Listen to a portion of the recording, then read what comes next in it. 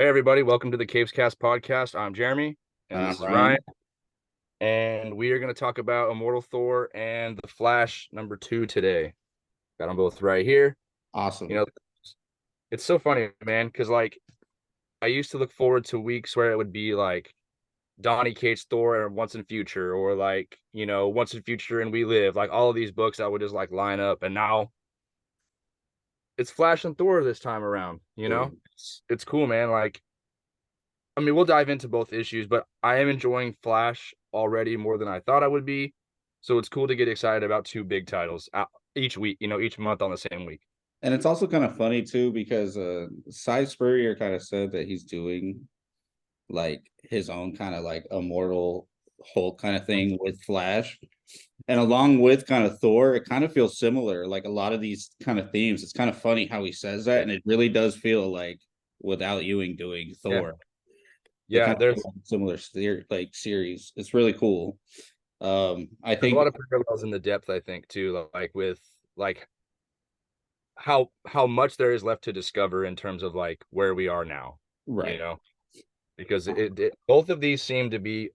We know Immortal Thor is going to be like the long form, like Immortal Hulk was, but Flash has for the longest time been like arc to arc, with a little bit of connective tissue in between.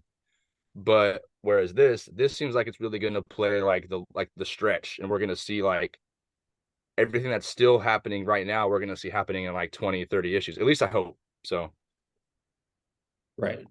Well, it's just really cool because both of these issues kind of like have a power jump. We kind of see Yeah. some other themes in them. So, I mean, which one you want to start out with here? I guess we'll start out with Thor. Yeah. I Yeah. think that's the one we're probably both most excited about was Immortal Yeah. Thor. That was pretty cool. Um, dude, and these Alex Ross covers are just so cool, man. I Like know. he's killing it, bro.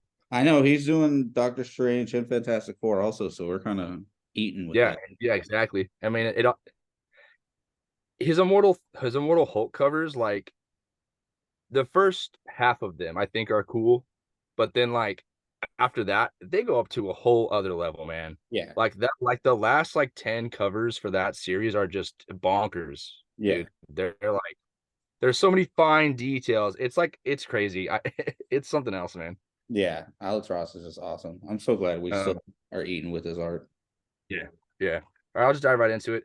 Again, we open up with another one of those like Eddas from Norse mythology. Hmm. And so at the end of last issue, you know, Thor was getting ready to go into the all sleep. And that's where we start off is with the all sleep. He's been asleep. He's kind of like reminiscing almost. The dialogue is in terms of like where Thor has been, how he's like sleeping in the all sleep, like what's to come and like what he's dreaming of while he's there. And then Thor wakes up and he's got a beard. He has no idea where the hell he is. And then he turns and he sees Loki, who we all know we know from solicitations and we know from the last couple issues that he's here to test Thor. Right. And this is that test. Is he says like, hey, like you can't leave this place until you can basically figure your way out, essentially. He's like, I'm not going to tell you where it is or how much time has passed or like what's going on the outside world, but I'm not going to let you leave until you can figure out, like, pass my tests, like solve my riddle. So he sends him. He uses like it's weird because he uses a rune in reverse. So I don't know. I didn't notice that. It says like the rune of journeys, but the rune is reverse, meaning it's change, an unwanted journey. Okay. I don't know necessarily what that I don't know what that means or like what the basis in that is. Like I don't know if that's historically the runes in the Marvel universe, like they can be turned or they can be like rotated or turned in a way so that their effects are different, even though they like it still means the same thing, but it might mean almost like a tarot card, Right. where like it can have two meanings, like a good and a bad, I guess. So it makes me wonder if the runes act that way because I'm pretty sure this is the same rune that Thor wore on his shirt in the previous run. Yes. So because it looks very very similar. So I mean, regardless, it's just Loki being Loki, testing Thor.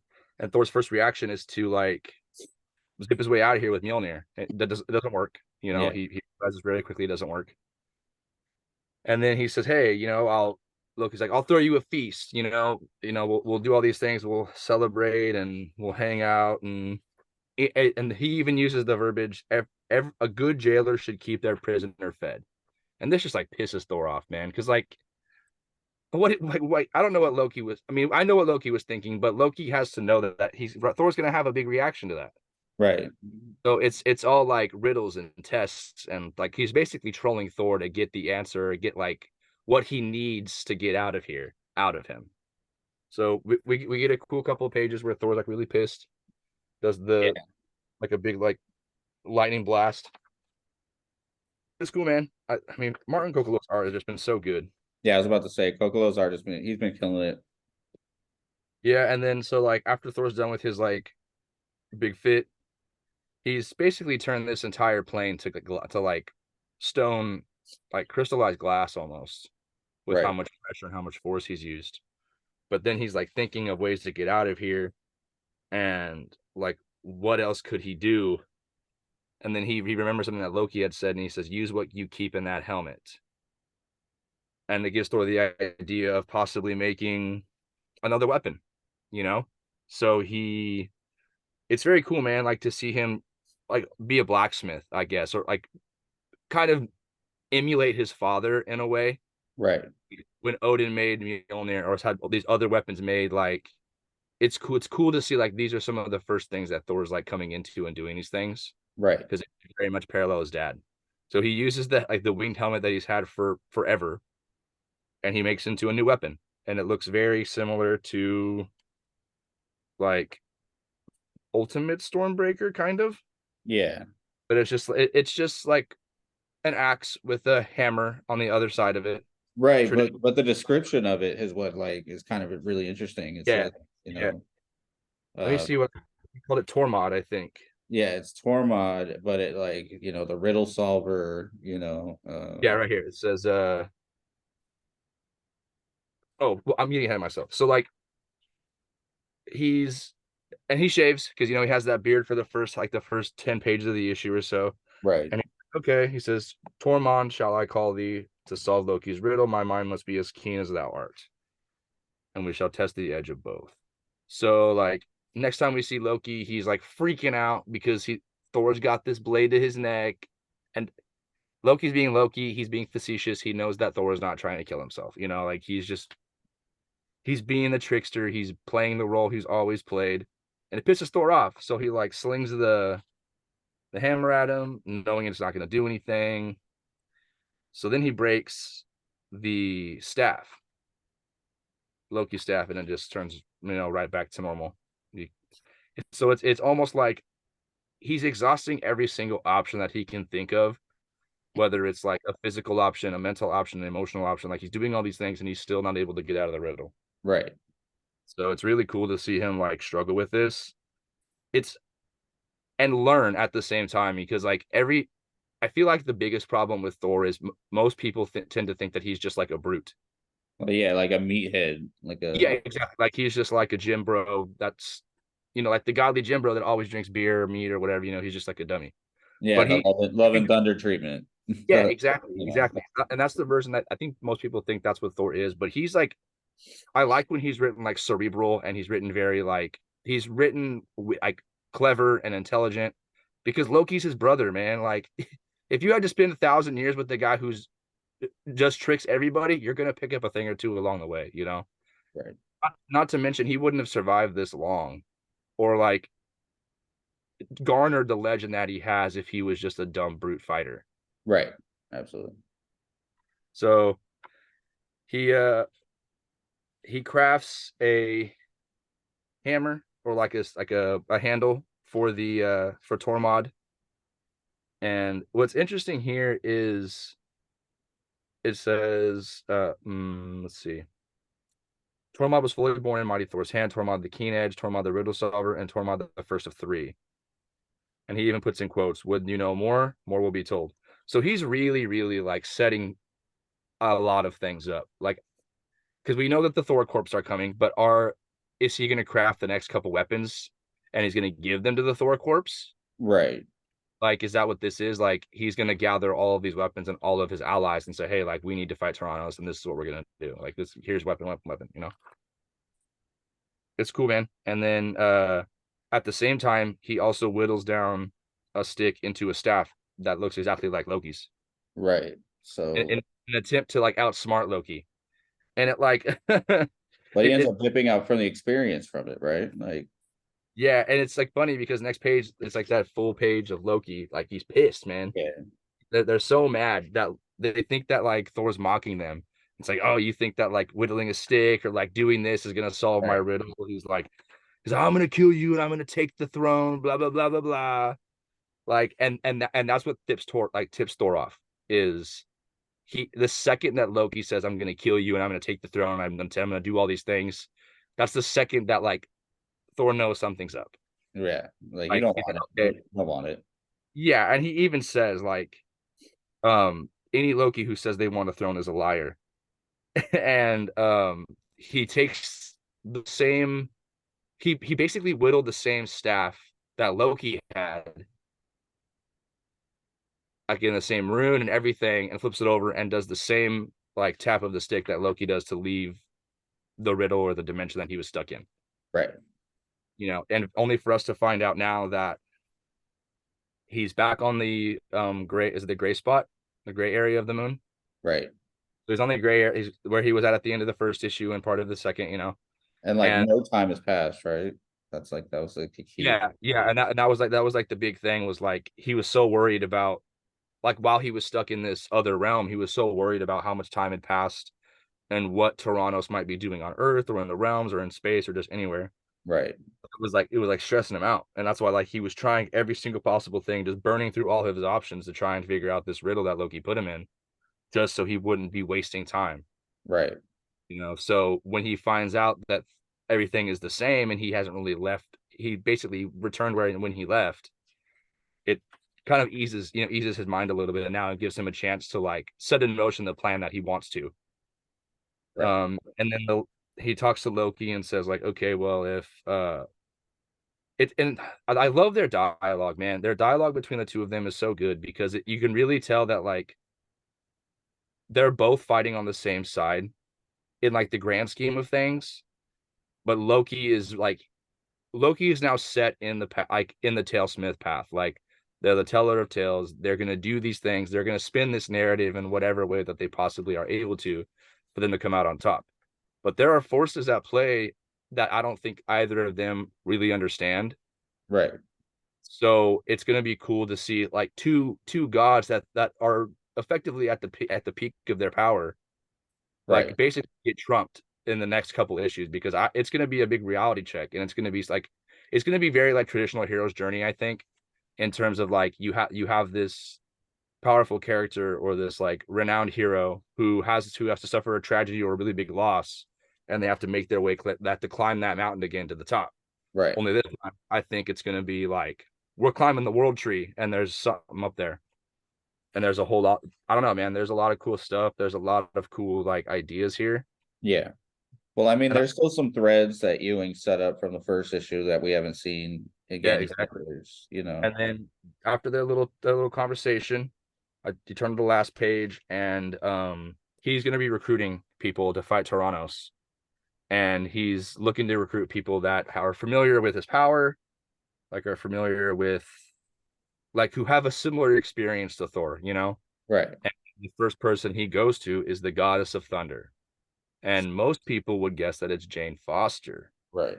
but it is not. It is Storm. Right. It But is I Storm. mean, she is a goddess at this point. She's an Omega mutant. So I Yeah, mean, I mean, and she's the region of soul, you know. She no spoilers for X-Men Red, but he writes that also, and there's a lot of stuff that she's dealing with, and she's a powerhouse, man. She's right. powerful.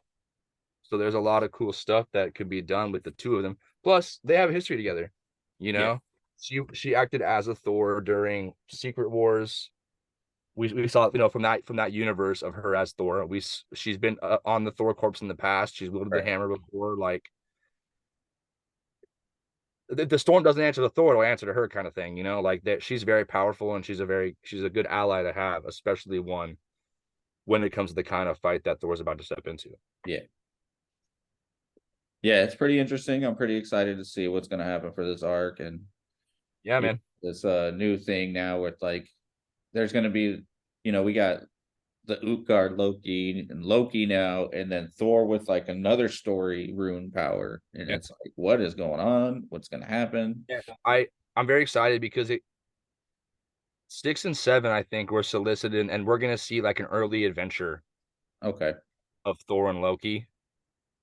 And obviously it's gonna have some relevance to the present day and what the story is being told is, but I'm interested to see how Ewing writes these like flashbacks and if there will be more, because it would be really cool to see him write them in like this like a traditional like Norse myth style, where it's like almost like poetic and like you know like almost like whimsical and like it's if you've read any Norse mythology, you know that like the tales that are told are like very like fantastical and like out of this world. Like I mean, you have Loki giving birth to a horse with six Yeah. legs. Like it's crazy, it's wild stuff. Yeah. So it would be cool to see him really lean into the like the Norse aspect of it and just say, "Hey, we're gonna tell these old stories, and they're gonna be like Norse myths." That'd be I don't know. It'll be I, badass. I'm really loving what's being set up here. It really feels like he's setting up for like another 50 issue run, Yeah. and I'm stoked to be a part of it. Mhm. Stoked to see it.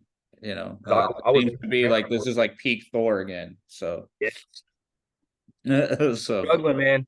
We were yeah, struggling from like 20, what was it, 24 on to the end of the run, last yeah, run. yeah, It was a hard 12 issues, man. 11 issues, whatever it was. It was yeah. rough.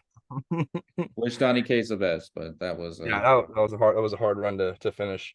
yeah. You want to come to the Flash now?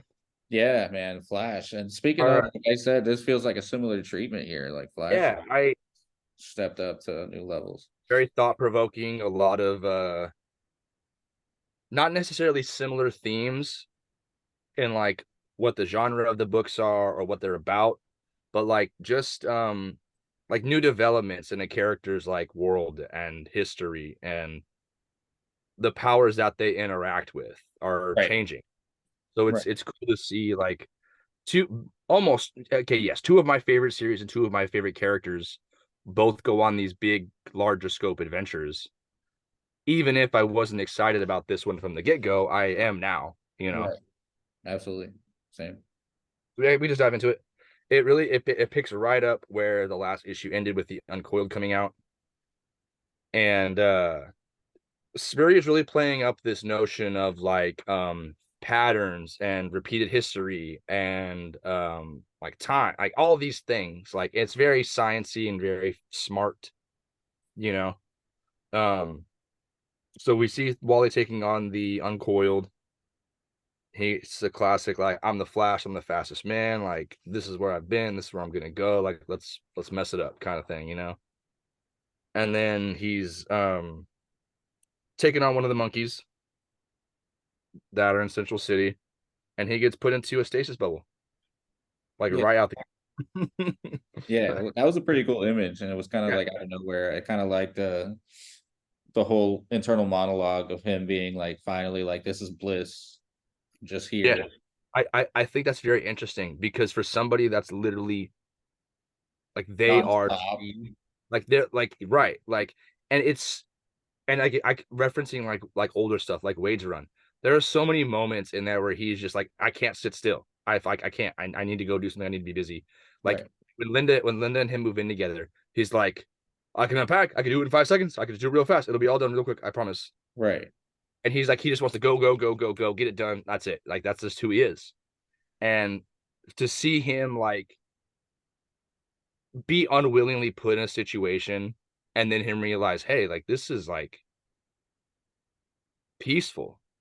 Yeah. Like I have zero worries. Like it's almost like his brain has stopped moving at that fast pace and he's finally able to be like, ah, like I can relax. But then he gets ripped out of this stasis bubble, you know, by the stillness. But Who they are, or what they are, or where Yeah. they came from, we have no idea. We just know that they exist. Um, and they almost act in opposite to the Flash. I mean, even with their name, the Stillness, like he they send him back home. They have like a short conversation, and Wally's like freaking out, like, "Hey, who the hell are you guys? What is going on in my city? What's going on with my powers? What is all this?"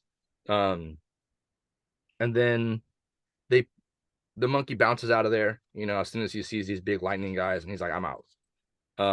But he leaves behind what's called the arc angle. Right.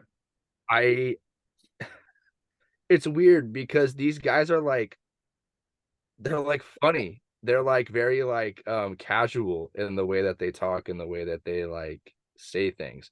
Like holy moly, holy moly, holy moly, holy moly, the arc Right. angle. And then they turn around and they just like bash the hell out of Wally. Yeah. So they wrap up things with the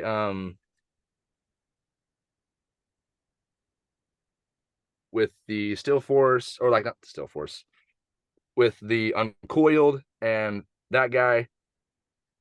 And they go on to tell Wally that he doesn't necessarily understand the powers that he's been like playing with the last how several decades. Right.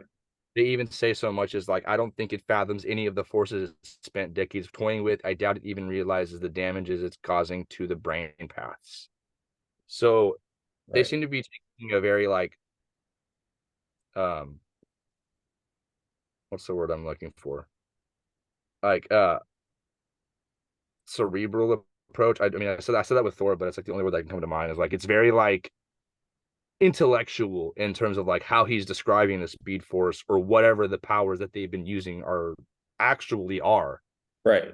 We don't know like if what they're saying is true. Like we don't even know what we don't. This is the tip of the iceberg. Like we don't know what else is out there in terms of like powers. Other abilities, what it means, what it's connected to, who the stillness are. Like there's just so many things that are just Like unanswered. it's like teaching rocket science to a monkey. It's like, Yeah, exactly. Like yeah. it's exactly. And that's kind of what they say. Like it's like you basically just been pressing buttons, man. Like we put you at the driver's seat, but you don't really know how to drive. Like you've just been like almost on intuition. And what I think is most interesting is how come we haven't seen them before, Right. you know? And the only conclusion I can come to is because the flashes have never stood still long enough to notice them, Right. like, and the only way Wally was able to see them was because he was in a basically at a point of absolute zero, like zero motion. Right. So he was so still that these beings were able to be like, hey, and vice versa. Like, have the stillness been watching him, or did they just discover him when he was in the stasis bubble? And is he moving too fast for them to see? That could be the case too. Yeah. Like, is it all? There's so many things that like this could snowball into. Like, is the Speed Force really meant for speed? Is it meant for like outsteps what they say, like motionless, like all these things? And or are they going to be vying for control of the Speed Force, or whatever power is that? You know what I mean? Like whatever abilities or what the essence of the Speed Force actually is. I don't know. Like we don't even know if they're of the Speed Force or if they're of something else. Right. A lot of cool stuff, man. Um, and we can wrap this up because that was pretty much the heavy-ended part of it. Yeah. We after the stillness leave, Wally goes back home, puts the kids down. He sees the guy from the first issue standing outside his house, and he's all like, "Huh, what the heck?" And then it flips from a panel from Wally looking outside to now this guy looking from the outside inside, and then back to Wally. But when it goes back to Wally, it's just a bee on the window. So it's again, it's very horror-esque, but Yeah. it's also like mind-bending, and like we know that like Wally's been dealing with some reality slipping stuff. He's been dealing with these problems and he hasn't really told anybody. And so is he losing his mind? Are these things actually happening? Is it both? Right. You know, and then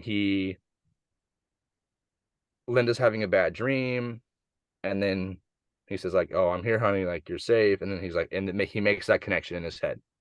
He zips straight over to Holt and lets him know like, "Hey, I figured it out."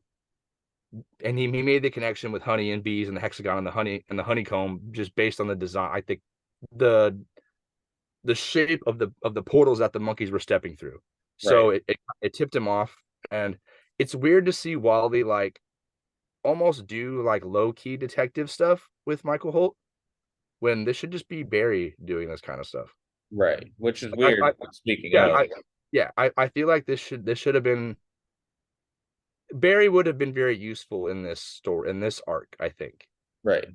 Um, but they're gonna figure it out, kind of pinpoint where they're gonna show up next, what the shape they're making is, what they're building, all these things.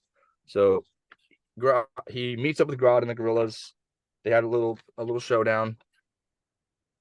Um, and Wally ends up snagging one of these bracelets from them. It Yeah. looks like.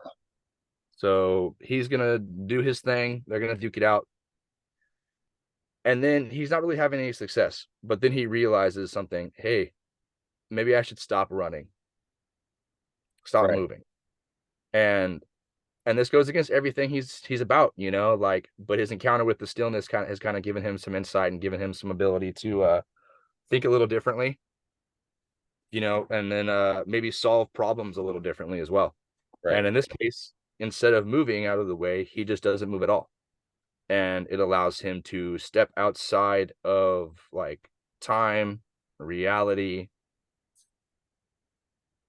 It's cool, man. I kept thinking to myself, like, how are they gonna up the ante on speed? Like there's not really much else you can do with like speed powers and not make it like, is he just gonna go faster?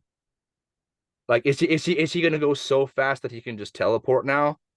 Because if he can, then why does he run? Like it, you know what I mean? Like there's very clearly like a cap on things when it comes to like speed powers, but to use speed powers in a way where it's like you're not moving fast, you're not moving at all. So instead of moving as fast as you can, you're not moving at all. And because you're not moving at all, the connection you have to the speed force is allowing you to like basically sidestep reality. Yeah. It said something similar to like I get step out of my story, I get step out of time. Yeah, Oh, let's see. Yeah, it says not speed, it's not intangibility, it's not traveling to anywhere, it's just stepping out of everything, physics and distance and vibration, out of time, out of the thread of my own story. And that would be terrifying if not for one little detail I only just figured out. Because I can step back in whenever I like. The, it's interesting that he's able to like almost control it right out the gate. You're probably gonna get stuck somewhere, brother, if you keep using this power. probably. Yeah. So I, And I I could see that being the case. Is well, the and Wally, stillness basically said we're gonna see you again. So there's yeah, gonna be a point yeah, where this happens again to him. and and I don't want to go so far as to say that Wally's like arrogant, but he's very confident in who he is as a hero and what his abilities are. Right. So it's not surprising that he'd be like, "Hey, this is cool, new power. I'll just do whatever I want." Not actually thinking about what the consequences could be. Right. Like, oh, what happens if I step outside of reality and I all of a sudden can't step back in? Or, like, and we don't know. We're gonna learn more about these abilities, what they are, what they mean, and how they work. But Right. um, yeah, it's cool, man. I like the fact that we went in the opposite direction in terms of giving him a new power, Yeah. and not just you're faster and you can do these things because you're even faster than you were before. Like Yeah. that's been so overdone. Like Yeah. we got He so ran fast. faster than he's ever ran before. Yeah, like I mean, he's already outran death. He's already like yeah, he's either so it's just silly to keep making him faster. Yeah. So to go in the opposite direction and give him ability where he stands still and he can still really play up like the multiversal or like dimensional travel aspect of it. Right. Man, I think it's really interesting. I think there's a lot that he could do with it. Right. Um, but what Spurrier decides to do with these abilities, we'll see. Right. And at the end of it, it pretty much says that in the center of it all is Barry Allen right now. Yeah, and they don't know that Barry's in the center of it. They have realized that like The portal, I the guess the center portal is yeah, there. yeah, And all of Barry's all there of right now. the little hexagon, all the panels that they've been setting up, or all these things that they've been doing, the gorillas have. Barry's like dead in the center. Yeah. Um, what's interesting though is Michael Holt even goes on to say that after Wally has stepped out of reality and stepped back in, he gets like a really really big tick on his Speed Force monitor. Right. Like it was like going off like lights were going crazy. He said so. He says even like the Batcave, like Yeah, Disco Night at the Batcave is what he literally yeah, says. that's hilarious. Um, so it's weird because that means it obviously has some obvious connection to Speed Force, Right. but we don't know what, how, who knows. And with it being time manipulation, essentially, um, and we did see the return of Hunter Zolomon in 800. That is true. I could this be Hunter like messing with the Speed Force because he did access it at the end of Flash War, Okay. I didn't know and that. yeah, he kind of dipped out at the end of that as like being like a hero, you know. Okay. I mean, I don't I feel like he showed up after that. I can't really quite remember, but he's dead right now. He's gone, Okay. but he basically ended his arc with like a redemption kind of. Right. But now that he's been brought back in 800, he's in the yellow. He's bad again for some reason. Um, but it'll be cool, man. I don't know. That could be a cool connection they make there with Hunter and the Speed Force and how he has access to it now, and maybe he's doing something to it. I don't know. Right. There could be a number of things. I don't necessarily think that's the case because Spurrier seems to be playing up the cosmic like concept stuff. Yeah, there's so many threads going on in this Yeah. story. There's many things spiraling out. Yep. And then it ends with Barry, like you said, by the Flash statue and this weird rainbow-esque symbol in the sky. Yeah. No idea what's happening next, but we're gonna find out in a Yeah. month. It's Immortal Flash, it feels like. It's pretty Yes. cool. The Immortal. But Yeah. yeah, solid issue, solid story so far. I'm still not the biggest fan of Diodato's art. I think from right now, I'm kind of getting used to it. I think it's starting to fit the tone a little Yeah, bit. and we talked about that the other day too. Like I 800 in the first issue, where I didn't like the art at all. Yeah. This was better, and I don't know if it was because of how much weird stuff we got, but his art fit the tone of the story. The paneling in this book is crazy. Yeah. Like the panels are everywhere. Like it's It's just pretty so cool. chaotic, and I mean it's cool, yeah, but like sometimes I'm just like, slow down, man. I think that's the point though, is to kind of show you the chaos that's happening in, with Mhm. either the damage happening to the Speed Force or Flash tapping into this new realm of power. Or Right, right. I mean, so it's pretty cool, man. It really does feel like this is going to be like a new status quo for Wally, and I feel like we've needed that. I feel like Wally has just been kind of just messed around with too much lately. That he just needs solid Wally. Yeah, Yeah, no, I agree. He just need it's hard to find a balance for him, I think, now because if you're a fan of Wally as a character, you're right. almost like protective of him because of how much shit he's had to deal with for the last several years. Totally. We got Adams, and it was great, and it was like 2.5 solid years of just good Flash content, and we don't want that to go away. So the idea, like even the idea of there being like Linda and Wally are gonna break up, something bad's gonna happen to them, like we just don't we like, and I know that's unrealistic because like we like these heroes because of the struggles and like the hardships they face, Right. but it's like, give them a break, man. Yeah. It's like you erased him from time in 2011. You brought him back and made his wife and his kids forget him in 2016, 15. Then you made him a murderer. You put him in jail. And then you put him in the Mobius chair and gave him Dr. Manhattan powers. And we finally got him in a place that it feels very much like where he needs to be. Yeah. Only for us to go in a completely like left field direction and throw him into some cosmic horror stuff. I'm I'm gonna write it out. We'll see what happens. Yeah. Leave him alone, man. Like, leave the family alone. Let them stay together. I don't know. Kill Max or somebody else. I don't Yeah. know. Kill Jay. I don't know. Like, kill somebody that's not one of the Wests, the Yeah. Park West. Leave him alive. Give me a break.